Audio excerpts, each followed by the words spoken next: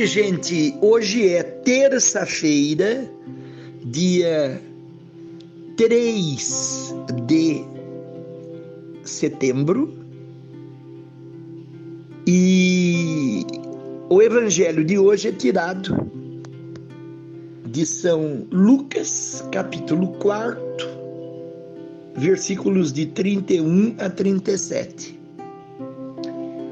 É aquele trecho em que Jesus, tendo saído lá de Nazaré, vocês lembram?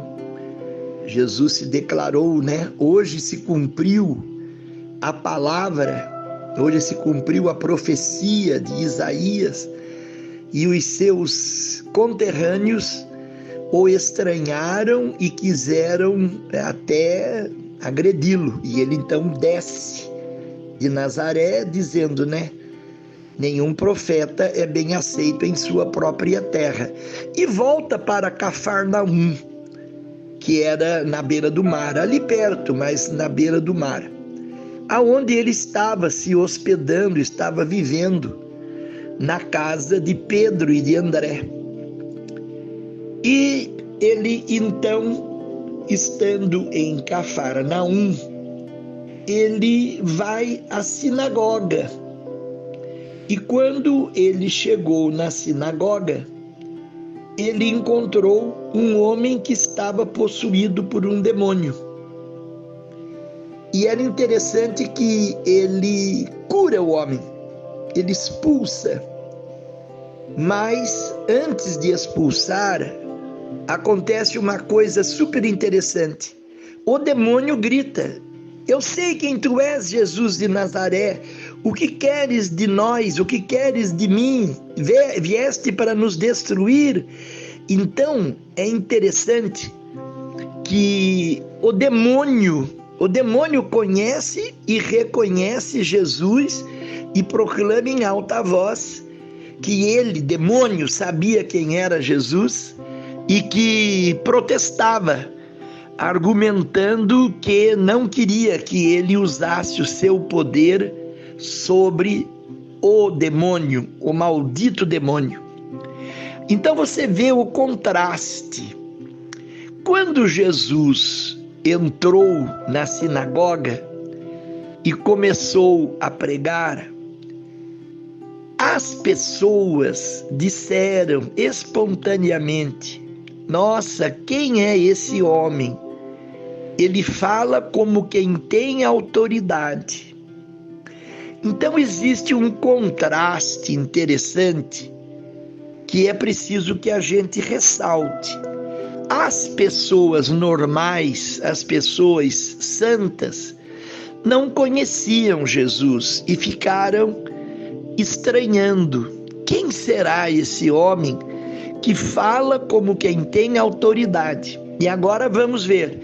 Lá em Nazaré, os parentes de Jesus estranharam Jesus, dizendo: ele está endemoniado. E agora o demônio reconhece Jesus e fala: "Eu sei quem tu és." Então isso nos coloca diante dessa situação. Será que o inimigo conhece, reconhece e proclama o poder de Jesus mais e mais evidente do que nós que somos os filhos da luz?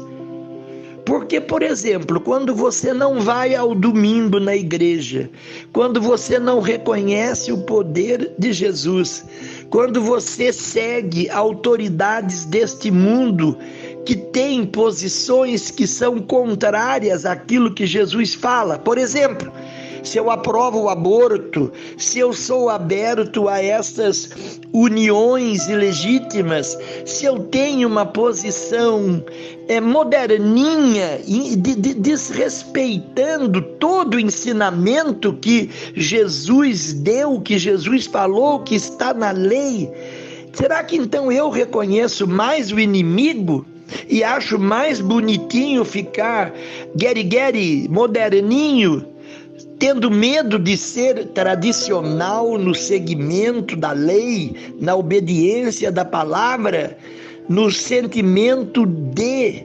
tradição dada por Jesus e pela igreja. Notem como isso acontece demais hoje. Hoje até gente de igreja se diz: não, somos para frentex, temos que mudar. E nós vemos uma divisão, inclusive dentro da igreja, e que a gente precisa gritar: cuidado, não entre, não caia na armadilha. E nós estamos vendo exatamente isso. As pessoas têm vergonha de serem religiosas. As pessoas têm vergonha de serem tradicionais.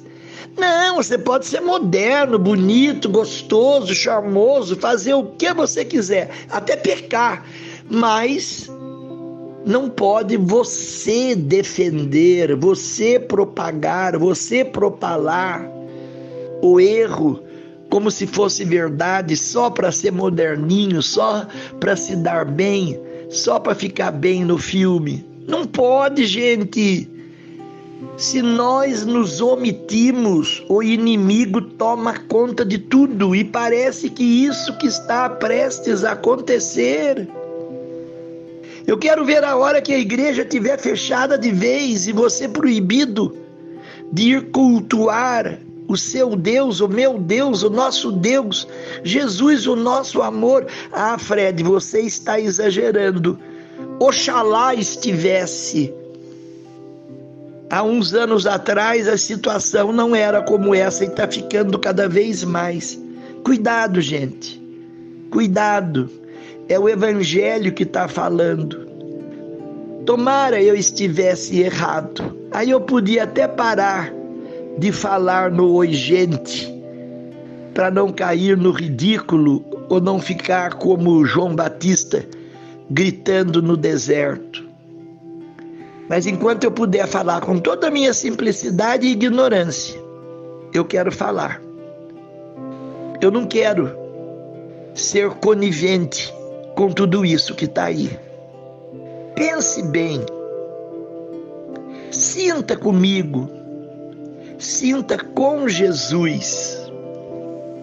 Amém?